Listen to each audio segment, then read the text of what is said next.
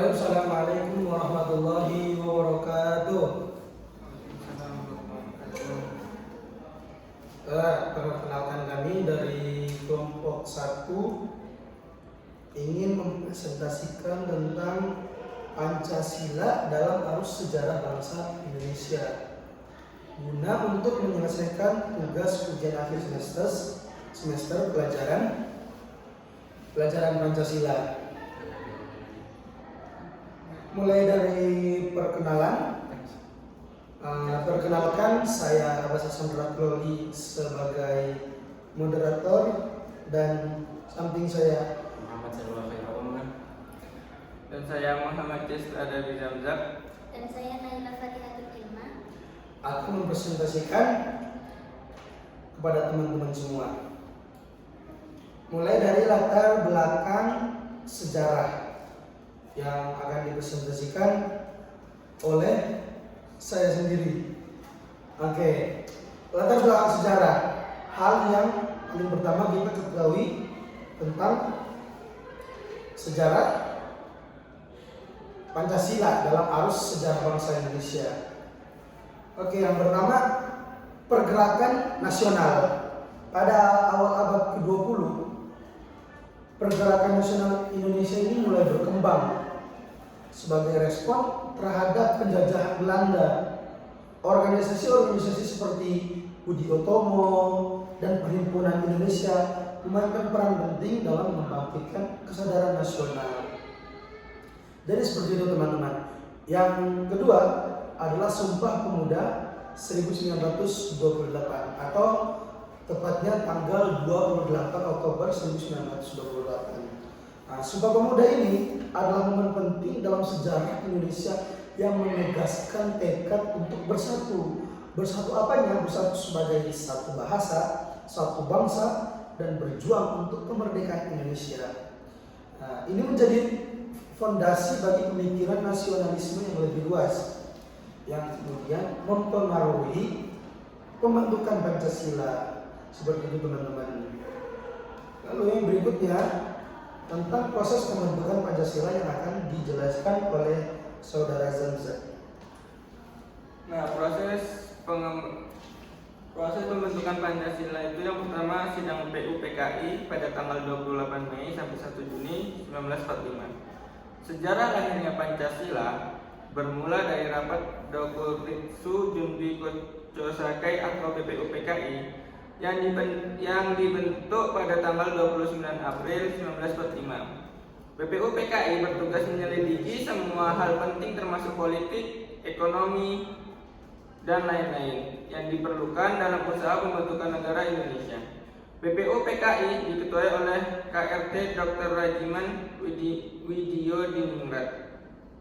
Dalam sejarah BPUPKI menyelenggarakan sidang perdananya secara resmi pada tanggal 29 Mei sampai 1 Juni 1945. Dalam sidang BPUPKI ini, sejumlah tokoh menyampaikan pidato terkait perumusan asas dasar negara. Para tokoh itu diantaranya Muhammad Yamin, Supomo, dan Soekarno.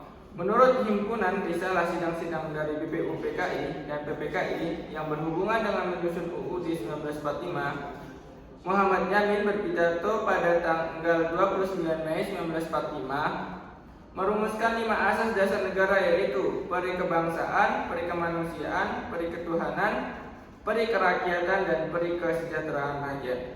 Sementara Supomo mengusulkan dasar negara Indonesia merdeka, yaitu persatuan kekeluargaan, mufakat dan demokrasi, musyawarah, serta keadilan sosial.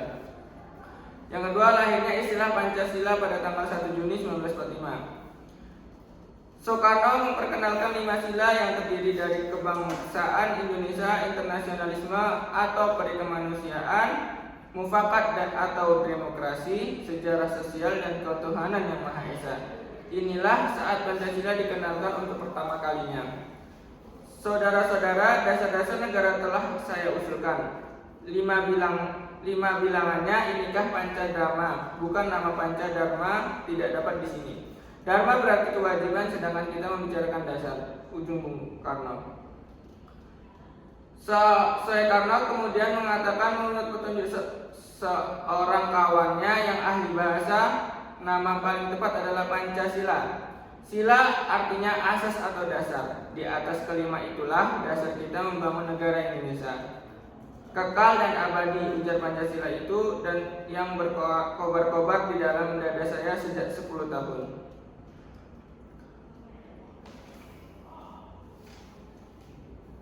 Pancasila sebagai dasar negara. Setelah melalui berbagai kompromi pada rapat panitia persiapan kemerdekaan atau disebut dengan PPKI, 1 hari setelah kemerdekaan Indonesia, yakni pada tanggal 18 Agustus 1945, Muhammad Hatta menyebutkan rumus akhir pembukaan UUD negara. Salah satu menyebutkan perubahan kalimat pada dasar negara menjadi hanya negara berdasarkan ketuhanan yang Maha Esa. Inilah perubahan yang maha penting menyatukan segala bangsa, ujar Hatta. Perubahan ini dianggap sebagai rumus akhir dasar negara yang dikenal dengan nama Pancasila. Pancasila dinyatakan sah sebagai dasar negara Indonesia dalam sidang BPUPKI. Pancasila disetujui ada dalam Mukadimah Undang-Undang Dasar 1945 sebagai dasar negara Indonesia yang sah. Oke, terima kasih. Kita lanjut kepada materi makna dan relevansi Pancasila yang akan dijelaskan oleh saudara Salwa. Ada yang kami persilakan. Jadi saya akan menjelaskan tentang makna relevansi dari Pancasila. Di setiap sila dari Pancasila yang terdiri dari 5, terdapat makna-makna tersendiri yang saya akan sebutkan satu persatu. Yang pertama adalah ketuhanan yang Maha Esa. Ketuhanan yang Maha Esa merupakan sila pertama yang ada pada Pancasila, memiliki makna bahwa kita sebagai masyarakat negara Indonesia harus memiliki kepercayaan dan bertakwa kepada Tuhan. Dalam hal ini, tentu saja menyesuaikan dengan agama yang kita anut serta kepercayaan yang dimiliki oleh setiap orang. Oleh karena itu, pada sila ini juga memiliki makna bahwa kita sebagai masyarakat yang saling hidup berdampingan harus dapat saling menghormati satu sama lain antar umat beragama, agar terciptanya kesejahteraan dan kehidupan lingkungan yang tentram. Selanjutnya sila yang kedua yaitu kemanusiaan yang adil dan beradab. Kemanusiaan yang adil dan beradab merupakan sila kedua yang ada pada Pancasila, yang memiliki makna bahwa kita sebagai masyarakat negara Indonesia diminta untuk memiliki pemahaman dalam diri mengenai kesetaraan derajat pada setiap manusianya, sehingga kita dapat saling menyayangi dan menghargai satu sama lain antar individu.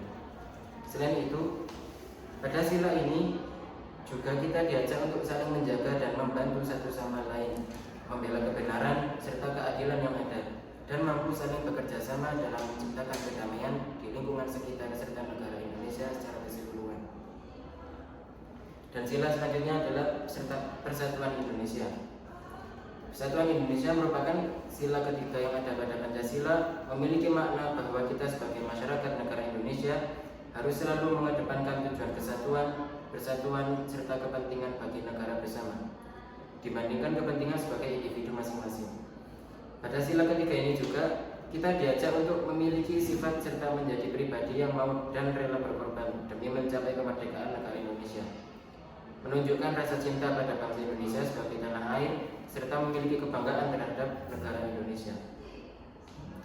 Dan sila yang keempat yaitu kerakyatan yang dipimpin oleh hikmat dan kebijaksanaan dalam permusyawaratan atau perwakilan,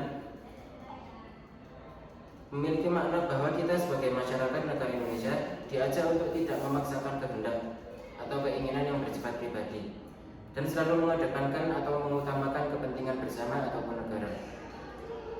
Dalam mengambil sebuah keputusan di berbagai ruang lingkup, baik pekerjaan maupun kehidupan sehari-hari, kita selalu dihadapkan dengan berbagai pilihan yang harus diambil. Pada sila ini, kita diajak untuk mengambil pilihan yang mengedepankan tujuan bersama serta menyelesaikan masalah yang ada dengan cara musyawarah maupun berdiskusi.